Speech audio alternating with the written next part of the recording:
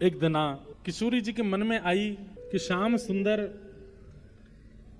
कि नंद भवन जाऊं, जाए करके देखूं कि वहां कैसी लीला करें, यशोदा मैया से मिलके आऊं एक बार। किशोरी जी के मन में आई अपने आप। ठाकुर जी ने पता तो बता ही रखे हो, ठाकुर जी तो 2-3 बार आ चुके हैं बरसाने। आज पहली बार किशोरी जी नंद भवन जा रहे हैं। ये बड़े बंठन के आते हैं हमसे मिलने निकुंज में। आज ने घर ही जाके देखे इनकी कितनी पूंछ है घर में। खेलन के मिस कुंवर राधिका नंद भवन को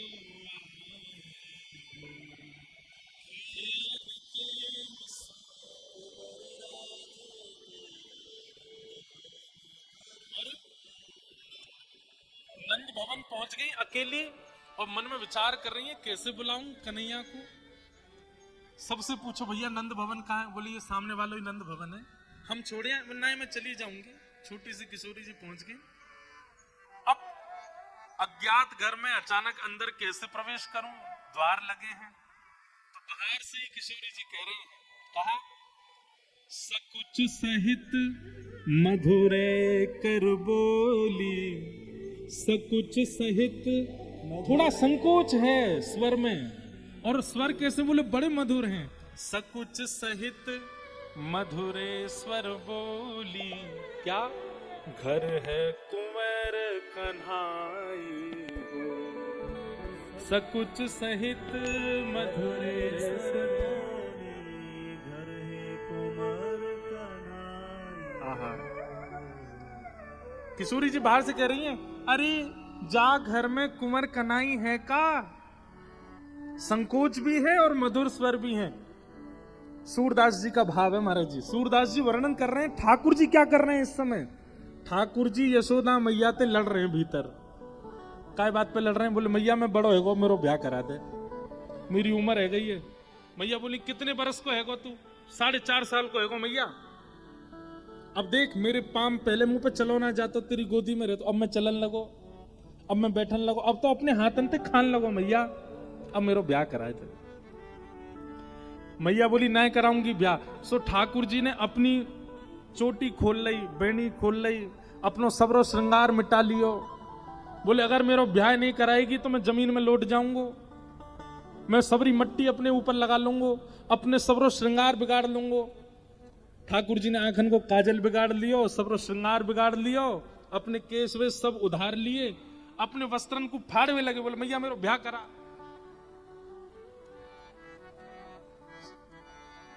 जई हो लोट अबई धरनी पे तेरी गोद ना आई हो। मैया बोली वैसे ही तू कारो है और ये सब अपना श्रृंगार बिगाड़ करके इतना बुरा हो जाएगा, कोई तो ब्याह ना करेगा। बोले मैया तू या बात की मत कहियो, तू एक बार हामी भर।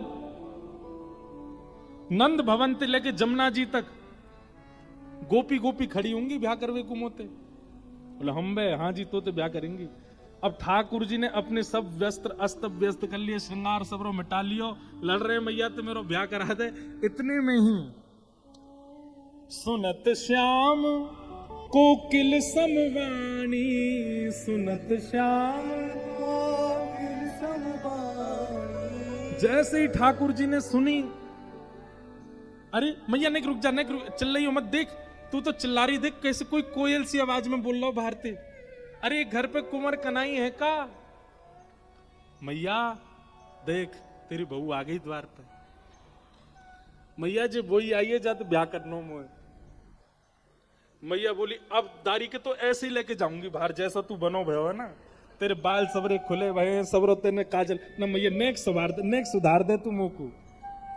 और मैया की गोद में बैठ करके ठाकुर जी कह रहे मैया मुझे सुंदर सा बनाए दो, मोह गोरो दुल्हा बनाए दी जो कहूं, हंसे ना वहां की छोरी। मैया ने धीरे धीरे जल्दी जल्दी ठाकुर जी को सबरो काजल ठीक कियो, सबरे बाल वाल सब कंघी करके बढ़िया चोटी बनाई, बढ़िया व्यवस्थित कर दी। बोले हाँ मैया अब ठीक है, अब चल। हाँ बाहर आए। सूरदास जी कह रहे हैं माता सो कछु करत कलह है, माता सो कछु करत कलह। लड़ रहे थे मैया से, लेकिन किशोरी जी की स्वर सुनते रीस डारी बिसराई हो, रीस डारी। ब्रज भाषा में गुस्सा को बोलते हैं रिस, रीस ब्रज भाषा में बोलते हैं। ठाकुर जी अपना गुस्सा उस्सा सब भूल गए।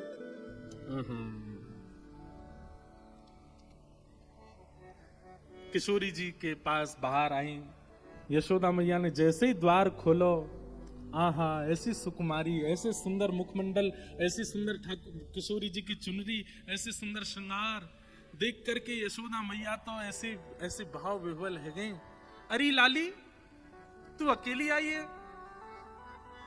किशोरी जी बोली कुंवर कन्हई है घर पे। बोले हम बे भीतर ही बैठो है, आजा तो ले चलूं। और किशोरी जी को गोद में लेकर के भीतर यशोदा मैया आई है, आंगन में लेकर के बैठी हैं, सामने किशोरी जी हैं और यशोदा मैया की बगल में ठाकुर जी बैठे हैं और एक टक अपलक नेत्रन से किशोरी जी को देख रहे हैं ठाकुर जी। यशोदा मैया बोली लाली तेरो गांव कौन सा, कौन से गांव ते आई है तू? ठाकुर जी बोले मैया मैं बताऊं, जे बरसाने ते आई है। मैया बोली अच्छा बरसाने थे। बरसाने में कौन की लाली है? तेरे पिता को नाम कहा है? ठाकुर जी बोले मैया मैं बताऊं, वृषभानु जी की लाली है जे। मैया बोली अच्छा लाली तू भानु जी की लाली है? किशोरी जी बेचारी कुछ नहीं बोल रही, बस सिर गर्दन हिला रही है। उत्तर तो सब ठाकुर जी दे रहे हैं, हाँ मैया उन्हीं की लाली है जे। अच्छा तेरो नाम का है लाली? तेरे उत्सव में हम आए, जब तेरो जन्म भयो हम आए वहां पे, वहां हमने खूब नृत्य किया, खूब आनंद किए। तेरो नाम कहा रखो मैया ने? ठाकुर जी बोले मैया जाको नाम राधा रखो है। मैया बोली तो पूछ रही हूं मैं, तू काय को बता रहा बात पूछ रही हूँ, भाई बोलन दे। ना मैया मुझे तो सब पता ही हमारे में बता रहा हूं धीमे धीमे। मैयारी तू इनको चीन्हती, मैयारी तू इनको चीन्हती, बारंबार बताई हो, बारंबार बताई हो, बार बार बता रहे हैं। आहा तभी मैया ने लाला पकड़े, तू ही बहुत बताओ यहाँ के बारे में, यहाँ पे आ। ठाकुर जी बोले काबे मैया अब तू यूं बता, तू कहाँ मिल के आयो याते? तो ये कैसे पता हो या को नाम का है, या को गांव का है, या कि मैया कौन, या कि पिताजी कौन? ठाकुर जी बोले मैया जमुना तीर कल ही में भूलो, जमुना तीर कल ही में भूलो, बाह पकड़ ले आई हो, बाह पकड़ ले आई हो। महाराज जी ठाकुर जी की बात सुनो क्या कह रहे हैं। मैया कल मैं जमुना जी में गयो खेलवे के काज। बोले अच्छा फिर माँ का भयो? बोले महाते मैया मैं नंद भवन को रास्ता भूल गयो, मैं अपने घर को ही रास्ता मालूम नहीं पड़ो। और मैं तो मैया एक वृक्ष के नीचे बैठ के रोन लगो, एक वृक्ष के नीचे बैठ के जैसे रोन लगो, इतने में ही जी लाली आ गई मेरे पास और मुझे आके बोली तुम काय को रो रहे हो? तो मैंने कही मैं अपनो घर भूल गया हूँ, मेरो घर काकू है। तो जे मेरो हाथ पकड़ के मुझको यहाँ छोड़ के गई है। मैया बोली अच्छा तो को नंद भवन को रास्ता ना पता? ना मैया वैसे तो रोज पतो रे, कल ही भूल गया बस मैं। जमुना तीर काल में भूलो, जमुना तीर काल में भूलो, बाह पकड़ ले आई हो, बाह पकड़ ले आई हो, आवत इह तो ही सकुचत है, आवत इह तो ही सकुचत है, मैं दे सोह बुलाई हो, मैं दे सोह बुलाई। मैया कल ही हमारी मित्रता भई और मैया ये आज मुझे बुलावे आई खेलवे के काजे, लेकिन तोते बहुत संकोच कर रही है। या हमारे या के एक एक चीजन को बात मैं बता रहा हूँ, कौन से गांव की है, या के पिताजी कौन है, सब मैं बता रहा हूँ। या हमारे मैया बोली जमुना जी यहाँ ते इतनी दूर है, 10 कदम पे जमुना जी आ जाए। 10 कदम में यानी सब बता दियो को गांव कौन सा, नाम कौन सा, पिताजी कौन से, मैया कौन सी, तो सब पे तो चल गई। ठाकुर जी बोले मैया वो तो जो मुंह को विधिवत रूप से बताए के गई। जो कान्हा मेरो गाम न जाने, जो कान्हा मेरो गाम न जाने, जो कान्हा मेरो गाम न जाने, जो कान्हा मेरो गाम न जाने। तो ऊंचो बरसानो बताए गई रे, ऊंचो बरसानो बताए गई रे, ऊंचो बरसानो बताए गई रे, ऊंचो बरसानो बताए गई रे। कौन? बरसाने की छोरी राधा गोरी गोरी, बरसाने की छोरी राधा गोरी गोरी, बरसाने की छोरी राधा गोरी गोरी, बरसाने की छोरी राधा गोरी गोरी। किशोरी जी आई हैं और ठाकुर जी यशोदा मैया को बता रहे हैं, बोले मैया जी बरसाने ते आई है, इनको नाम राधा है, ये भानु जी की लाली हैं। तो श्री यशोदा जी के मन में आया कि बाल्यकाल में विवाह की चर्चा हुई थी, ऐसा कछु कर दूं कि अभी गोद भराई है जाए किशोरी जी की, अभी गोद भर दूं। महाराज जी हमारे यहाँ, आप यहाँ पे कैसे होता है, हमारे यहाँ गोद भराई होती है, मतलब एक प्रकार से रोका बोलते हैं ना, उसमें जो कन्या होती है उसकी गोद में सामग्री धर देते हैं, सिंदूर धर देते हैं और भी सामग्रियां रख करके उसका मतलब अब कर देते हैं, अब भाई तुम हमारे लाला के लिए पक्की हो, अब तुमसे ही ब्याह होगा। तो किशोरी जी के यशोदा मैया के मन में आई कि लाली आ गई है, कहीं ऐसा तो नहीं कीर्ति मैया भूल गई हो कि हमारे लाला से ब्याह की बात चली। किशोरी जी के सामने यशोदा जी बैठी हैं और यशोदा जी के मन में आती है कि अब पक्की कर ही दूं, लाली की गोद भराई कर दूं ताकि कीर्ति मैया को पता तो चल जाए, कहीं वो भूल गई हो तो लाली जब साज श्रृंगार में वापस जाएगी तो पूछेंगी कौन ने किया, तो बतावेगी, और जब यशोदा जी को नाम लेगी, नंदगाम को नाम लेगी, तो कीर्ति मैया को याद आ जाएगी, अरे वहां से तो विवाह को प्रसंग बचपन से चल रहा है, इतने दिन है कि कोई चर्चा नहीं भाई। तो यशोदा मैया जी ने चर्चा प्रारंभ कराने का ये प्रावधान सोचा कि लाली को श्रृंगार कर दूं। राधा कुंवरी सवारती यशोमती, राधा कुंवरी सवारती यशोमती। लाला को तो नीचे गोद से बैठा दिया और किशोरी जी को अपनी गोद में बिठाया है यशोदा जी ने, और श्री यशोदा जी लाली को श्रृंगार कर रही हैं। कैसे? बड़े बार सीमंत शीश के, बड़े बार किशोरी जी के बड़े बड़े बालों को समेट रही हैं यशोदा जी। प्रेम सरित नीरुवारत, हाँ प्रेम सहित नीरुवारत,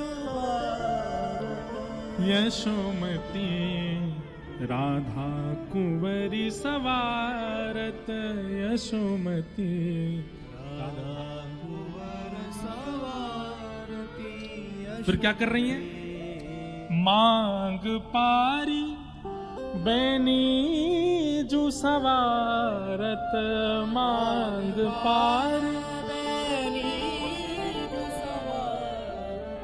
गूथी सुंदर भात हो, मतलब किशोरी जी के केश के बीच में मांग निकाल के और फिर एक तरफ के केशों को गूथा, दूसरे तरफ के केशों को गूथ के बढ़िया चोटी बनाई है, सुंदर बैनी, हमारे ब्रज में कहते हैं बैनी, चोटी को गूथ करके यशोदा मैया ने तैयार कर रही है। और इतने में ही ठाकुर जी दौड़ करके गए, ध्यान से सुनो, चौकड़ी मार के दौड़ के गए ठाकुर जी, मैया रुक जाइए मैं अभी आ रहा हूं। और जिस श्रृंगार पेटी से यशोदा मैया लाला को श्रृंगार करे वो श्रृंगार पेटी लेके आए ठाकुर जी, और श्रृंगार पेटी खोल करके मैया तो कह रहे मैया जे बिंदी धराए दे। मैया बोल रही है तेरे तेरे बड़े मन में उचंग आ रही है, हाँ मैया जी बढ़िया लगेगी जी धराए दो। ठाकुर जी श्रृंगार उठा उठा करके दे रहे हैं और यशोदा मैया धारण करा रही। कितना सुंदर स्वरूप है। कल एक बालक आए थे, ये प्रसंग मैंने नाथ द्वार में सुनाया था कथा में, तो श्री नाथ द्वारा लाल जी के उत्सव में वो प्रसंग सुना होगा। तो एक बालक ने हमको चित्र बना के दिया इसी भाव का कि यशोदा जी किशोरी जी का श्रृंगार कर रही है और लाला श्रृंगार पेटी में से एक एक श्रृंगार उठा के मैया को दे रहे हैं। कितना सुंदर भाव है। गोरे भाल बिंदु बदन मन, गोरे भाल बिंदु बदन, इंदु प्रात रवि कांति, हाँ इंदु प्रात रवि कांति। गोरे गोरे मुख पे यशोदा मैया ने नेक नेक जल छिड़को है मोह पहुंचवे के लिए। तो ऐसा अनुभव हो रहा है जैसे मानो किशोरी जी का गौरमुख और उस पर बिंदु गिरे हैं, तो मानो ऐसा लगता है कि जैसे कमल पुष्प पर जब बिंदु गिर दिए जाते हैं, जल छिड़काव किया जाता है, तो वो जल बिंदु बिंदु बिंदु होकर के चारों तरफ आ जाता है, उसको समेटता नहीं है। ऐसे ही मानो किशोरी जी के मुख पर जब छिड़काव किया तो ऐसा लगा कि मानो जैसे किसी कमल के पत्र के ऊपर कोई छींटे मार दिए हों, वो बिंदु बिंदु प्रकट हो गई हैं।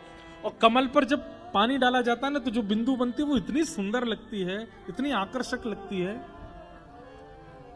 किशोरी जी के मुख को देख करके यशोदा मैया तो लाला भूल गई।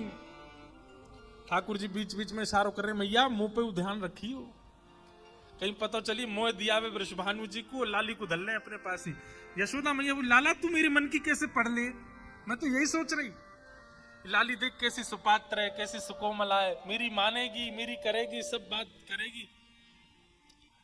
किशोरी जी मंद मंद मुस्कुरा रही है, ठाकुर जी रूठ रहे हैं। किशोरी जी कह रही है हाँ मैया बात अच्छी है, वहां भानु बाबा के यहाँ श्रीदामा इनके सखा हैं, वहां इनको छोड़े आओ, ये उन्हीं के संग ही रहेंगे और मैं आपके पास रह लूंगी यहाँ पे। ठाकुर जी तो महाराज मुंह फुला के बैठ गए, एक एक बिंदु आए गए आंखन में, रोवे किसी स्थिति में आ गए। लेकिन यशोदा मैया का मन तो किशोरी जी ने हरण कर लिया है। फिर यशोदा मैया ने मुख पहुंच करके बढ़िया सुंदर तैयार किया। अब क्या कर रही हैं?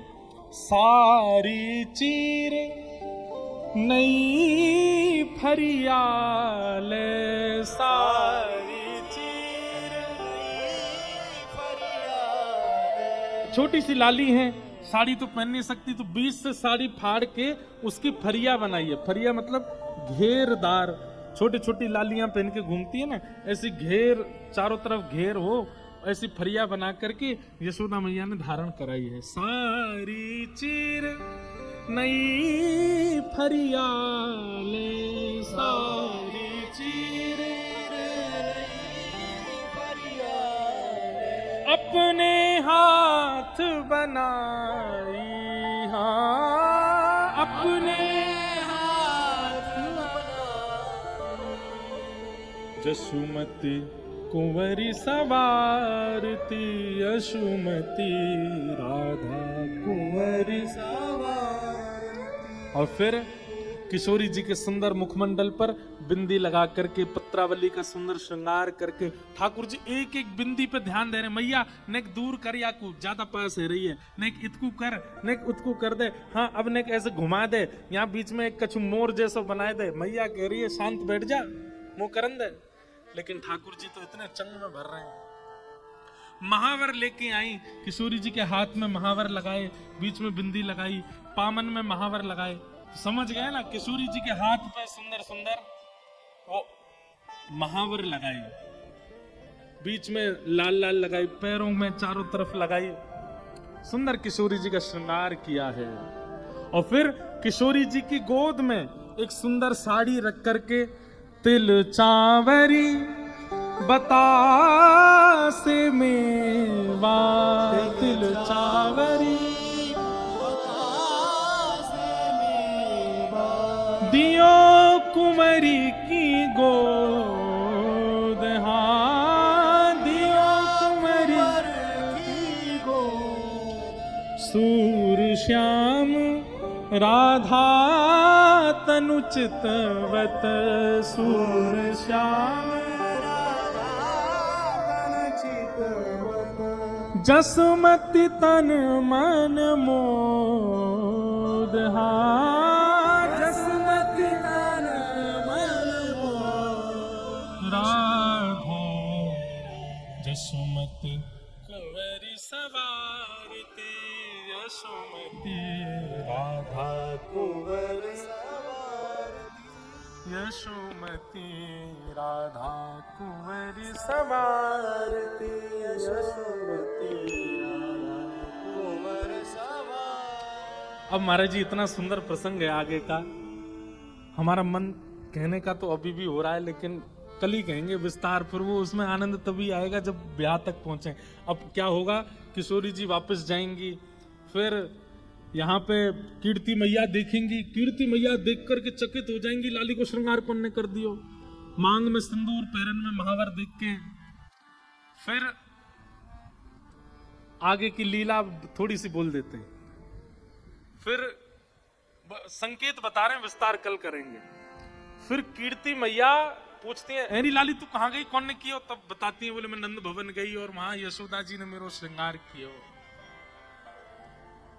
तब कीर्ति मैया को बाल्यकाल का स्मरण आता है कि जब लाली भई नहीं तब से हमारी बात है कि उनके लाला से ब्याह करेंगी, पर मैंने तो सुनी है वो लाला टेढ़ो मेढ़ो है।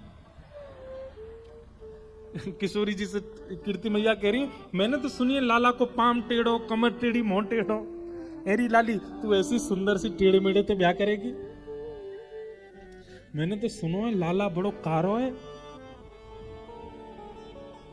और मैंने तो यूं सुनी है वो छोरा गोपीन के घर में जाए जाए के मक्खन चुरावे।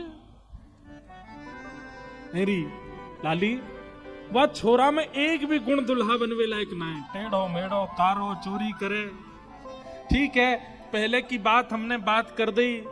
अच्छा ये सब पता, कीर्ति मैया मन से तो चाहती है कि ब्याह हो, लेकिन किशोरी जी के मन की जानना चाह रही हैं, इसलिए बोल रही हैं। फिर उसके बाद हर, अब तो शहरों में रहने लगे, पहले गांव में एक आई होती थी, वो लड़कों को देखने जाती थी अपने गांव की लड़की के लिए कि ठीक है कि नहीं, वो फिर उसके सारे गुण आके बताती। ऐसी बरसाने में एक है, उनका नाम है पूर्णमासी। उनको कीर्ति मैया कहती हैं तुम जाओ, जाकर के देख के आओ, और वहां देख के आओ कि लाला है कैसे, वहां के गुण कैसे, वहां के कर्म कैसे, कहा कि सब आए करके बताओ। अब पूर्णमासी जा रही हैं नंदगांव ठाकुर जी को देखवे के काजे, और ठाकुर जी को पहले ही पता चल गई है कि पूर्णमासी आ रही है, तो ठाकुर जी पहले से ऐसी व्यवस्था करके बैठे हैं कि एक भी कमी दिख नहीं जाए। अब तो सीधे सीधे चलते हैं अटेंशन मोड में। मैया से रोज के, मैया मेरा सुंदर श्रृंगार करते, मैं गोरो गोरो लगू, पूर्णमासी आ रही है देखने के काजे। बड़ी सुंदर लीला है, वो लीला कल सुनाएंगे, वहां से फिर आगे का प्रसंग कहने का प्रयास करेंगे। बोलो वृंदावन बिहारी लाल की जय।